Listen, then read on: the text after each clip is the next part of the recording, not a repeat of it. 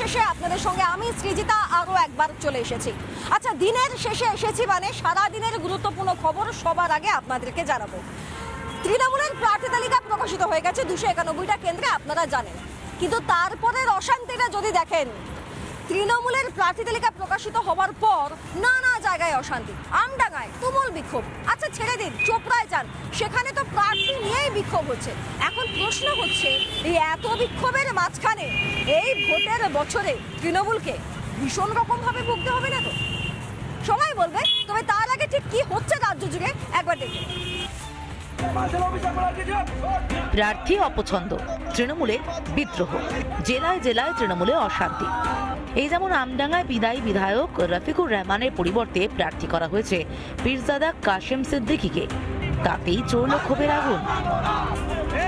দত্তপুকুর নীলগঞ্জ রোডে তৃণমূলের তুমুল বিক্ষোভ।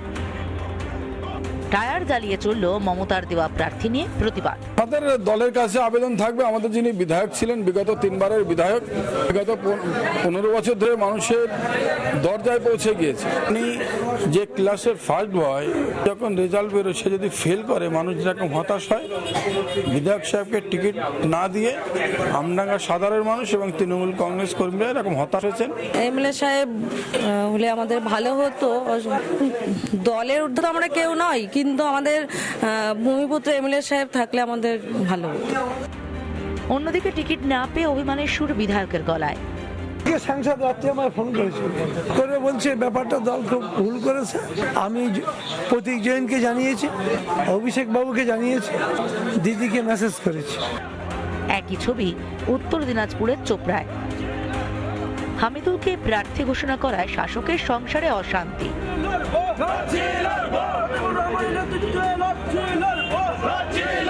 আমরা 2023 থেকে আমরা বিধায়কের কোনো সহযোগিতা পাইনি, আগামী দিনেও আশা করি যে পাবো না। একইভাবে মন্তেশ্বরে সিদ্দিকুল্লাহ চৌধুরীকে প্রার্থী করায় দফায় দফায় অশান্তি হয়েছে। বুধবার কার্যত দলের কর্মীদেরই হুঁশিয়ারি দিলেন তৃণমূল প্রার্থী। করছে তারা অবুঝ, চোখ রাঙিয়ে মমতা ব্যানার্জি, অভিষেককে, আমাকে, দলকে ক্ষতি করা যাবে না। তারা বুঝুক যেটা ভুল হয়েছে, ভুল হলে সংশোধনের রাস্তা আছে। গোয়ার্তমি করলে তাদের কবর তারাই খুলবে। টিকিট হাতছাড়া চুচুড়ার তৃণমূলের 3 বারের বিধায়কের। দলের উপর এতটাই হতাশ যে রাজনীতি ছেড়ে দেওয়ার ইঙ্গিত দিয়েছেন অসিত মজুমদার। কংগ্রেস যদি না করি তাহলে তো প্রচার করার ব্যাপার। আমি অ্যাডভোকেট, বোধহয় আপনারা জানেন না। আমি নিজে অ্যাডভোকেট, হাইকোর্টে আমার প্র্যাকটিস আছে, খেলাধুলা আছে, বই পড়া আছে, ক্লাব করা আছে, সাঁতারের ক্লাব করা আছে, অনেক কাজ আছে, অনেক কাজ আছে। প্রার্থী তালিকা ঘোষণা হওয়ার পরেই দিকে দিকে তৃণমূল বনাম তৃণমূল, গোলমাল, অশান্তি।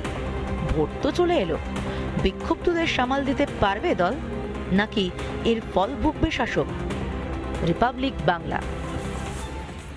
মমতা বন্দ্যোপাধ্যায় রাজ্যের মুখ্যমন্ত্রী, এই রাজ্যে সরকার চালাচ্ছে যে তৃণমূল কংগ্রেস দলটি, সেই দলটি এই শেষ মুহূর্তেও চেষ্টা করে যাচ্ছে এই লড়াইতে টিকে থাকার। কিভাবে? আপনারা জানেন যে যখন নির্বাচন কমিশন ভোটের দিনক্ষণ ঘোষণা করলো রবিবার, ঠিক তার খানিকক্ষণ আগেই হঠাৎ একটা সামাজিক মাধ্যমে পোস্ট এলো। না, কোনো অফিসে বসে তিনি এই কথা বলেননি, একটা সামাজিক মাধ্যমে পোস্ট এলো যে রাজ্য সরকারি কর্মীদের, মানে মা মাটি মানুষের সরকারের রাজ্য সরকারি যে সকল কর্মীরা রয়েছেন, শিক্ষক, অশিক্ষক ইত্যাদি ইত্যাদি, পঞ্চায়েত, সমস্ত ক্ষেত্রে তাদের ডিএ বাড়ানো হবে। এইবার প্রশ্ন দাঁড়াচ্ছে যে আদৌ এই ডিএর অ্যামাউন্টগুলো কোথায় ঢুকছে? Group A, group B, group C, group D, প্রত্যেক ক্ষেত্রে এই অ্যামাউন্টগুলো কোথায় ঢুকছে? যদি দেওয়ারই হতো তাহলে বাজেট ঘোষণার দিন কেন বলা হলো না? বাজেটে কেন মেনশন করা নেই ওই খাতে কত টাকা বরাদ্দ করা হয়েছে, কত টাকা দেওয়া সম্ভব, কিভাবে সেই টাকা দিচ্ছে, কেন তার কোনো শ্বেতপত্র নেই? এর পাশাপাশি পুরোহিত এবং মুয়াজ্জিনদের ভাতাও তিনি বাড়িয়েছিলেন। এটা কি একেবারে শেষ লগ্নে এই রাজ্য সরকারি কর্মচারী, তাদের পরিবার এবং রাজ্যের যারা শুভবুদ্ধি সম্পন্ন মানুষ, প্রত্যেকটা স্তরের বিভিন্ন সেক্টরের যে মানুষ, তাদের ভোট ব্যাংকটাকে কোনো ক্রমে আটকে রাখার চেষ্টা? আসলে কি হলো চলুন আজকে আমরা একদম চলে এসেছি এই দিনের শেষেতে ধর্ণা মঞ্চে, যে ধর্ণা মঞ্চ বিগত 3 বছর ধরে চলছে। 3 বছর ধরে শহীদ মিনারের সামনে এই লড়াইটা চলছে, যেখানে রাজ্য সরকারি কর্মচারীরা দিনের পর দিন রাতের পর রাত এখানে কাটিয়েছেন। এছাড়াও তারা কখনো কখনো মিছিল করেছেন, মারধর পর্যন্ত খেয়েছেন। আজকে আমরা তাদের সঙ্গে কথা বলবো যে যখন মমতা বন্দ্যোপাধ্যায় একদম ভোটের গায়ে গায়ে এসে এরকম একটা ঘোষণা করে দিলেন, এবার তাদের কি পদক্ষেপ, তাদের কি স্টেটমেন্ট, তারা কি ভাবছেন, তারা কি বুঝতে পারছেন। চলুন আসুন কথা বলা যাক। এখনো আপনারা দেখতে পাচ্ছেন দিকে দিকে রয়েছে খাটিয়া পাতা রয়েছে, এখানেই দিন রাত কাটানো, খাওয়া দাওয়া করা, সমস্ত কিছু এখানে একদিন দুদিন নয়, বছরের পর বছর ধরে হচ্ছে, বছরের পর বছর। তো আমি আর সময় অপচয় করব না, এই যে ডিএ নিয়ে একটা অদ্ভুত হঠাৎ করে ঘোষণা, সেই ঘোষণা নিয়ে আমি কথা বলবো, আলোচনা করবো। ভাস্করদা এই মুহূর্তে আমার সঙ্গে রয়েছেন। ভাস্করদা, রিপাবলিক বাংলায় আপনাকে স্বাগত। এইবার বিষয়টা হচ্ছে যে এতদিন ধরে আপনারা যে লড়াইটা করলেন, 3 বছরের লড়াই, তো 3 বছর পেরিয়ে গেছে, 3 বছর পেরিয়ে গেছে, আজকে এই মুহূর্তে দাঁড়িয়েও আপনারা এই ধর্ণা মঞ্চেই রয়েছেন। তো ডিএ তো মমতা বন্দ্যোপাধ্যায় ঘোষণা করে দিলেন, ব্যাস তাহলে তো আর লড়াইয়ের দরকার নেই, এত সব মিটে গেল তো সব। আসলে দীর্ঘ প্রায় 15 বছরের বঞ্চনা, সেটা তো একটা ঘোষণাতে মিটতে পারে না। ডিএর বঞ্চনাটা একটা ঘোষণাতে মেটেও নি। আসলে রাজ্যবাসীর বুঝতে অসুবিধা হচ্ছে, তারা ডিএ মানে ভাবছেন যে হ্যাঁ সমস্ত ইয়েটাই মিটিয়ে দিয়েছে। আমাদের 15 বছর ধরে দুটো বেতন কমিশন জুড়ে বঞ্চনাটা চলছিল। 1/4/2008 থেকে 31/12/2019 পর্যন্ত যে বেতন কমিশন ছিল, সেটার যে বকেয়া ছিল সেটাকে নিয়ে আমরা কেস করেছিলাম সুপ্রিম কোর্টে, সরকার দিতে চায়নি। সেইটার রায়টা বেরিয়েছে এবং সেই রায়টাকে কমপ্লাই করেছেন তিনি। তাও অনেক কাঠখড় পুড়িয়ে চেষ্টা করেছেন যাতে না দিতে হয়, সাবজুডিস ম্যাটার বলেছেন, MA অ্যাপ্লিকেশন করেছেন, বিভিন্নভাবে পেছানোর চেষ্টা করেছেন। পারেননি যখন, আমাদের আন্দোলনের চাপ, সমস্ত মঞ্চ মিলে আমরা চেষ্টা করেছি আন্দোলন করে যাতে চেপে ধরা যায়। সেই চাপটাকে সাস্টেন করতে না পেরে ভোট ঘোষণার 50 মিনিট আগে তিনি বলেছেন যে হ্যাঁ সবাইকে দিয়ে দেবো। আমি একটা সামাজিক মাধ্যমে পোস্ট করে বলে দিলাম যে আমি সবার দিয়ে দিচ্ছি, আদতে এটা ভাঁওতা না এটা বাস্তব, এটা দর্শকদের আজকে সহজ করে আমরা বোঝানোর চেষ্টা করব। আমি প্রথম যে কোয়েশ্চেনটা রাখতে চাই সেটা হচ্ছে 2008 থেকে 2015 এই যে বকেয়া ডিএটা, এটা তো আপনারা পাচ্ছেন না, এটা তো কোনো ঘোষণা নেই এই অংশটা, তাই তো? এটা একটু আমাকে একটু দর্শকদের বুঝিয়ে বলুন। হ্যাঁ, মানে 2020 পর থেকে এখনো পর্যন্ত যেটা চলছে সেটা সর্বভারতীয় ক্ষেত্রে কর্মচারীরা এবং অন্যান্য রাজ্যের কর্মচারীরা বর্তমানে পাচ্ছেন 58%, আমরা আছি 18%, 18%। তাও 2019-এর পর থেকে ডিএটাকে পুরো ফ্রিজ করে দিয়েছিল। আমরা 2023 সালে এখান থেকে লাগাতার অবস্থান শুরু করি, তার চাপে পড়ে ধীরে ধীরে উনি ছাড়তে শুরু করেছেন। সেটাও কিন্তু সদিচ্ছাই নয়, আমাদের আন্দোলনের চাপে পড়ে। বাজেটের দিনটা আপনারা একটু মনে করুন, বাজেটের দিন মমতা বন্দ্যোপাধ্যায় বললেন যে তোমাদেরকে 4% ডিএ দেওয়া হচ্ছে, এই কথাটা বলেছিলেন মমতা বন্দ্যোপাধ্যায়, একদম বলেছিলেন। এবার বাজেটের দিন ডিএ নিয়ে কোনো প্রসঙ্গ, কত টাকা বরাদ্দ ইত্যাদি অন্তত বাজেটে আমরা এরকম কিছু দেখতে পাইনি। তাহলে যে ঘোষণাটা বাজেটে হলো না, সেটা হঠাৎ ভোটের দিনক্ষণ ঘোষণার ঠিক খানিকক্ষণ আগে কি করে হয়ে গেল? আগে মমতা বন্দ্যোপাধ্যায় বাজেট ঘোষণার দিন রাজ্য সরকারি কর্মচারীদের ডিএ নেওয়া নিয়ে বা ডিএ দেওয়া নিয়ে কি বলেছিলেন, আগে সেটা শুনে নিন। আমরা এখনো রায়ের কপি হাতে পাইনি, আমাদের স্টাডি করতে দিন। কারণ যে কমিটি এটা রায়টা দিয়েছে তাতে 3 জন সুপ্রিম কোর্টের জাজ ছিলেন আর 1 জন ছিলেন ক্যাগের, কিন্তু আমাদের ওয়েস্ট বেঙ্গল গভর্নমেন্টের কোনো রিপ্রেজেন্টেশন ছিল না। সেই জন্য আমরা এটা স্টাডি করে লয়ারদের সাথে কথা বলে আমরা অলরেডি একটা নেক্সট কোর্স অফ অ্যাকশনের জন্য একটা কমিটি তৈরি করেছি চিফ সেক্রেটারির নেতৃত্বে। তারা এটাকে স্টাডি করবে, রিভিউ করবে। শুনলেন? এবার আমি বুঝতে পারছি না ভাস্কর বাবু, তাহলে ব্যাপারটা কি দাঁড়ালো? মানে সেদিন তো কোনো ঘোষণা ছিল না, তাহলে যে সুপ্রিম কোর্ট যে নির্দেশ দিল 25% ডিএ যা বকেয়া রয়েছে দিয়ে দিতে হবে, সেটা হঠাৎ কি করে এখন অ্যানাউন্স করে ফেললেন? না, এটা দুটো ভিন্ন বিষয়টা মানুষও বুঝতে পারছেন না। ওই যে 4% ছিল, সেই 4%টা ছিল 2020 থেকে 2026 পর্যন্ত। এখনো পর্যন্ত যে বকেয়া পরিমাণ দাঁড়িয়েছে, সেই 40% যে বকেয়া আমাদের বাকি ছিল তার থেকে 4% দেওয়া হয়েছে। আর এই যেটা সেটা হচ্ছে পুরাতন, আজ থেকে ধরো 2008 সাল থেকে 2019 সালের মধ্যে যে বকেয়া, সেইটাকে নিয়ে যে সুপ্রিম কোর্টের মামলা ছিল, উনি ভোটের আগে সেইটার দেওয়ার কথা ঘোষণা করেছেন। আমরা বলছি যে ওই ঘোষণাটাও একটা ললিপপ, ঘোষণাটা ললিপপ। এবং সেই কেন ললিপপ ভুলছি না। আচ্ছা, ললিপপে আপনারা ভুলছেন না, কেন ললিপপ বলছেন সেই প্রসঙ্গে আমি পরে আসবো। তবে তার আগে আমার একটা বিষয় একটু জানা দরকার, এখানে তো বাকি রাজ্য সরকারি কর্মচারীরাও রয়েছেন। তো আচ্ছা, আপনাদের মধ্যে গ্রুপ এ বি সি এর মধ্যে কতজন রয়েছেন, একটু যদি হাত তুলেও বলে। গ্রুপ এ তো আপনারা হচ্ছেন গ্রুপ এ, গ্রুপ বি আপনারা কাজ করে, আপনি গ্রুপ বি। আচ্ছা, এখানেও দুজন দাদা রয়েছেন, তারাও গ্রুপ বি। বেশ, গ্রুপ সি আমি কাউকে এই মুহূর্তে দেখতে পাচ্ছি না। আর গ্রুপ ডি এর মধ্যেও নিশ্চয়ই কেউ আছেন। গ্রুপ ডি কে আছেন? আপনি আছেন গ্রুপ ডি। এবার আমি কেন এই প্রশ্নটা করছি, যে টাকাটা, যে ডিএটা ঘোষণা করেছেন রাজ্যের মুখ্যমন্ত্রী মমতা বন্দ্যোপাধ্যায়, তিনি সেখানে বলা হচ্ছে, অর্থ দপ্তরের যে একটা নোটিশ বেরিয়েছে সেখানে বলা হচ্ছে গ্রুপ এ বি সি তাদেরটা প্রভিডেন্ট ফান্ডে যাবে এবং গ্রুপ ডিটা অ্যাকাউন্টে ঢুকবে। আমি কি ঠিক? একদম ঠিক। কিন্তু প্রভিডেন্ট ফান্ডে টাকা ঢুকলে তার রিফ্লেকশনটা, যারা অন্তত গ্রুপ এ বি সি তে বিলং করছেন, তারা কি রিফ্লেকশন পাবেন, মানে কি বুঝতে পারবেন?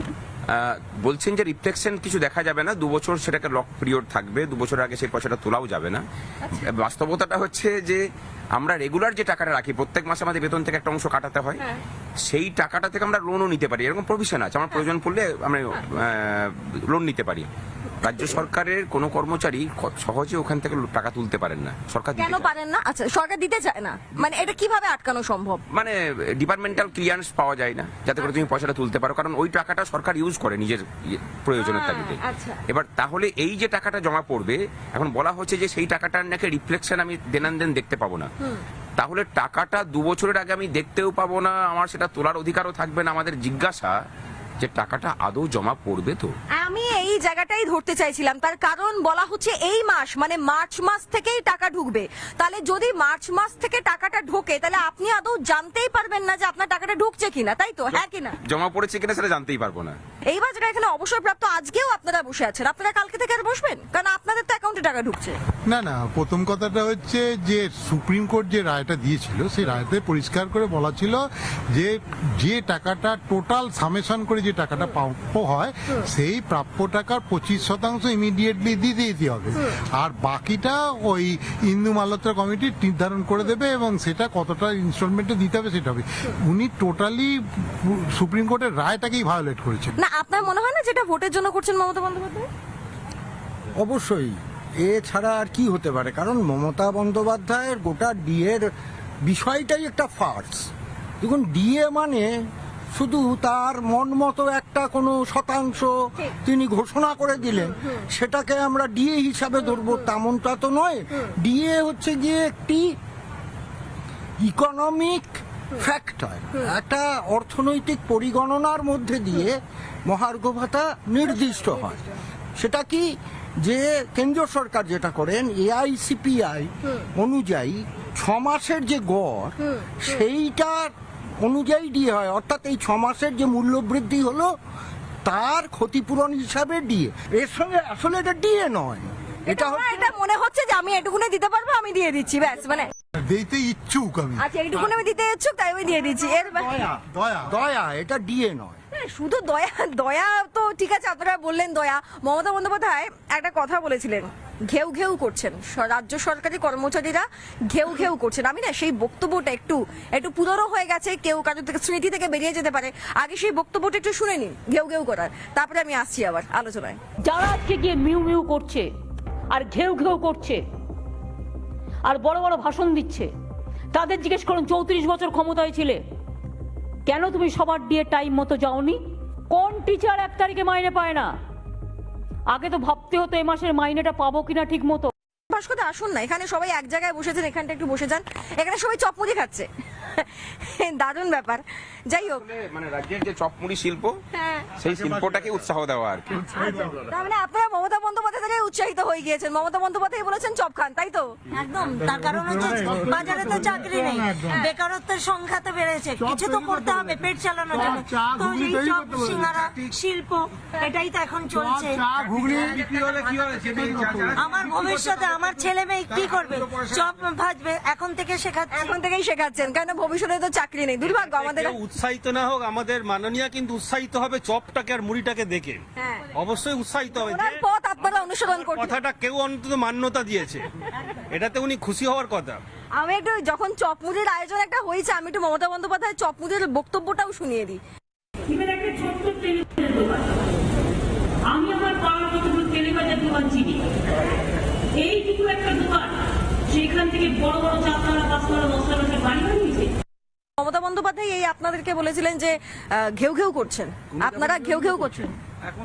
এই মুখ্যমন্ত্রী আগে বলেছেন আমরা ঘেউ ঘেউ মিউ মিউ করছি, এখন উনি মিউ মিউ করছেন শুধুমাত্র সংগ্রামী যৌথ মঞ্চের উৎসাহ দেখে। এবার ওনার এই মিউ মিউটা টোটালি আমরা বন্ধ করে দেওয়ার প্রচেষ্টায় আছি।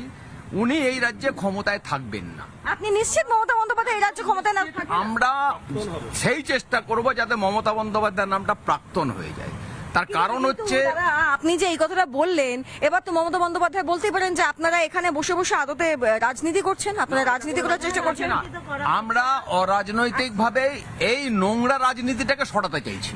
উনি যে রাজনীতি করছেন এটা নোংরা, আমরা নোংরা রাজনীতিকে সরিয়ে যে স্বচ্ছ রাজনীতি করে তাকে আনতে চাই। আপনিও কি একমত যে মমতা বন্দ্যোপাধ্যায় এবার এই সরকারে আর ফিরতে পারছেন না? আপনিও কি একমত? দেখুন, সেটা তো জনগণ ভাববে কি হবে না হবে, কিন্তু অন্তত শিক্ষিত আমরা যারা শিক্ষিত আছি অন্তত এটা স্ট্যাবলিশ করতে পেরেছি। 15 বছরে আমরা যেটা দেখতে পেয়েছি, 15 বছরে উনি শুধু ফলস প্রমিসেস করে গেছেন। আপনারা যারা রয়েছেন, আপনারা এর পরের লড়াইটা একসঙ্গে লড়বেন? অবস্থা একটু জোরে চাই।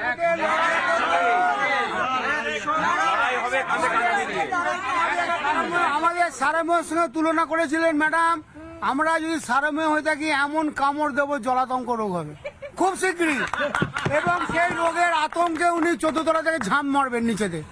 আর ফেক প্রমিসেসে বিলিভ করি না আমরা। লড়াই করছি মেরুদণ্ড সোজা রেখে, আর সংগ্রামী যৌথ মঞ্চ বুঝিয়ে দেবে যে মেরুদণ্ড সোজা রেখে কি করে লড়াই করতে হয়। প্রশ্নটা আপনাকে চোখ রেখে জিজ্ঞেস করবে। বেশ, এইটা কোথাও কোথাও ভাস্কর আমার একটা জিনিস মনে পড়লো। আপনারা সম্ভবত 2023 সাল ছিল সেটা, আপনারা কোথাও মিছিলে গিয়েছিলেন, আপনাদেরকে মারধর করা হয়েছিল। হ্যাঁ, এটা পাণ্ডবেশ্বরে, তাই না? কি হয় আবার শশীবাজার নামটা চলে এসছে, কি হয়েছিল ব্যাপারটা? আমরা গিয়েছিলাম, একজন আইসিডিএস কর্মী তাকে অন্যায়ভাবে বদলি করা হয়েছিল। আপনারা জানেন যে আইসিডিএস কর্মীরা খুব সামান্য টাকা বেতনে ভাতাতে চাকরি করেন, 8,000 টাকা মতো পান তারা। তাকে 50 কিলোমিটার দূরে ট্রান্সফার করা হয়েছিল। আমরা সেটার প্রতিবাদ জানিয়ে বলতে গেছিলাম যে কোনো অপরাধ ছাড়া সে শুধুমাত্র মানে ওখানকার যিনি পার্টির লোক আছেন তাকে কাটমানি দিতে না চাওয়ার জন্য তাকে ট্রান্সফার করা হয়েছে। এই ট্রান্সফারটাকে রিভোক করতে হবে। সেখানে আমরা দেখেছিলাম যে ওখানকার লোকাল এমএলএ, সিটিং এমএলএ এখন আবার ওখানে দাঁড়িয়েছেন নরেন চক্রবর্তী, তার নেতৃত্বে তার গুন্ডা বাহিনী মানে বন্দুক নিয়ে লাঠিসোঁটা নিয়ে এসে লোহার রড নিয়ে এসে আমাদের উপর প্রহার করেছিল। আর অফিসারের সিডিপিওর কাছে আমরা দেখা করতে গেছিলাম, ডেপুটেশন দেয়, আমরা মার খেয়েছি, উনি কোনো স্টেটমেন্ট দেননি। উনি মহিলা, ওনার ওয়ার্কার এই বাজমা খাতুন মার খেয়েছে, আমি মার খেয়েছি, ভাস্কর তার মহিলা কর্মী মার খেয়েছে, উনি একটাও স্টেটমেন্ট দেয়নি, কোনো অফিসারের বিরুদ্ধে ব্যবস্থা নেননি। উনি আবার বড় বড় কথা বলেন। তারপরে আজকে উনি ডিএ ঘোষণা করছেন রাজ্যের মুখ্যমন্ত্রী মমতা বন্দ্যোপাধ্যায় ভোট ঘোষণায় খানিকক্ষণ আগে। এটাকে রাজনীতি ছাড়া আমার মনে হয় অন্য কিছু বলার নেই। যখন এই বিষয়টা নিয়ে আলোচনা হচ্ছে, আমি একদম শেষ পর্যায়ে চলে যাব। একটা প্রশ্ন আমার, সেটা হচ্ছে যে আমি এই যে আপনাদেরকে জিজ্ঞেস করছিলাম না যে আপনারা কে কোন সেক্টরে রয়েছেন, আপনাদের একটা বেসিক ধারণা নিশ্চয়ই থাকবে যে এই সেক্টরে ভ্যাকেন্সি কত রয়েছে। ধরুন আপনি শিক্ষক, আপনার সেক্টরে ভ্যাকেন্সি কত রয়েছে? আমরা কি বলবো সেটা জানি না, কিন্তু ব্রাত্য বসু নিজে বলেছিলেন বিধানসভাতে দাঁড়িয়ে যে প্রায় 2.5 লক্ষের মতো ভ্যাকেন্সি শিক্ষক পদগুলোতে রয়েছে। এবার আমার প্রশ্ন হচ্ছে, মমতা বন্দ্যোপাধ্যায় আপনি জানেন যে রাজ্য সরকারের কোন কোন সেক্টরে কতগুলো করে ভ্যাকেন্সি রয়েছে? আমার প্রশ্ন, শেষ পরীক্ষাটা কবে নেওয়া হয়েছে? বিভিন্ন সেক্টরে শেষ পরীক্ষাটা কবে নেওয়া হয়েছে? কতদিন পর একটা পরীক্ষা হচ্ছে?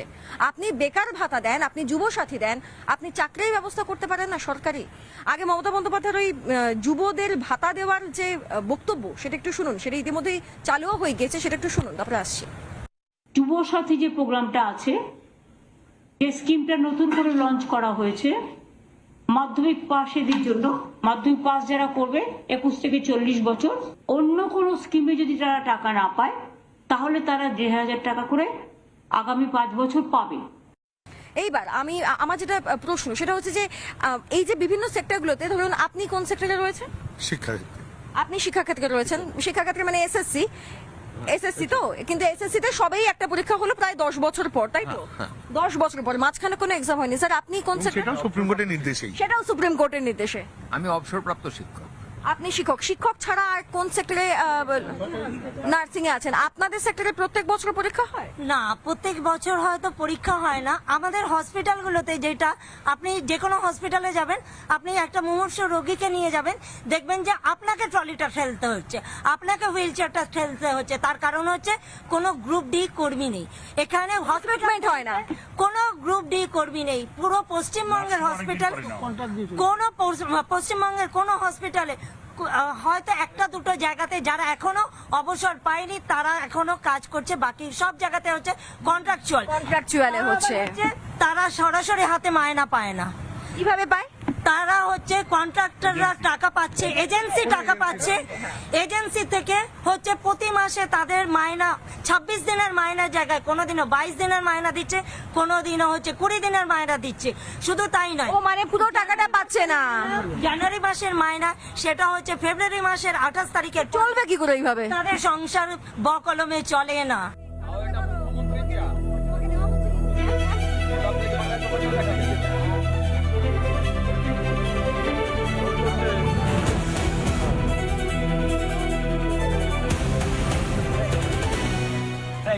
আচ্ছা, সবার হাতে চা মোটামুটি চলে এসছে, সবাই একটু গল্প করতে করতে বাইরে এসছে, ওইটুকুনি জায়গার মধ্যেই তো আটকে রয়েছে এতদিন ধরে।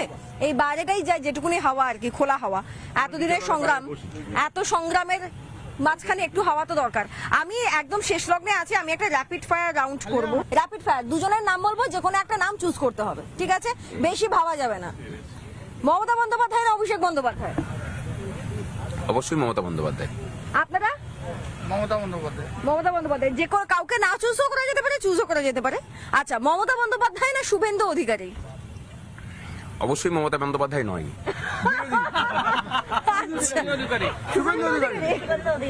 আরে বাবা, আমি বলবো কেউ না। আচ্ছা, আপনি বলবেন কেউ না। নেক্সট, তৃণমূল কংগ্রেস না বিজেপি? অবশ্যই বিজেপি। এই পজিশনে তো অফকোর্স মানে মঞ্চের ইয়ে হিসেবে বলতে পারি যে তৃণমূল কংগ্রেস নয়, বাকি সবাই। আচ্ছা, মঞ্চের হিসাবে তৃণমূল কংগ্রেস নয়, বাকি যে খুশি হোক। শিক্ষক, আচ্ছা এই জায়গাটা আমি, এখানে অনেকেই শিক্ষক রয়েছেন। কে কে শিক্ষক রয়েছেন এখানে? একটু হাত তুলুন। হ্যাঁ, এই উত্তরটা সবাই দেবেন। হ্যাঁ, শিক্ষকতা না রাজনীতি? অবশ্যই শিক্ষক। এটা একটা দারুণ জিনিস, শিক্ষক রাজনীতি। আচ্ছা, লড়াই না গান্ধীগিরি? নেতাজিবাদ। নেতাজিবাদ, বাহ, নেতাজিবাদ। ভাস্করদা বলেছেন নেতাজিবাদ। মলয় মুখোপাধ্যায়, মলয় মুখোপাধ্যায়কে কত নাম্বার দেবেন? লাস্ট প্রশ্ন। না মানে এরকম নাম্বার দেওয়ার তো কোনো ব্যাপার নেই, তবে উনি ওনার সর্বোচ্চ দিয়ে পরে লড়াইটা করেছেন, এটা নিয়ে কোনো সন্দেহ নেই। বেশ, 5 মার্কস। এবার দেখা যাক যে এই যে ধর্ণা মঞ্চের লড়াই বিগত 3 বছর ধরে চলেছে, আরো বেশি সময় পেরিয়ে গেছে। আগামীতে এই লড়াই, অন্তত যৌথ সংগ্রামী মঞ্চ বলছেন যে তারা আগামীতেও লড়াইটা চালিয়ে যাবেন। তাদের যে যোগ্য দাবি, যে যোগ্য প্রাপ্য, যেটা কোর্ট পর্যন্ত বলে দিয়েছে, সেই প্রাপ্যের দাবিতে লড়াইটা চালিয়ে দেবেন। মমতা বন্দ্যোপাধ্যায় কি করে এই লড়াইটাকে ফেস করেন সেটা আমরা আগামীতে দেখব। আজকে এখানেই শেষ করছি। দেখতে থাকুন রিপাবলিক বাংলা।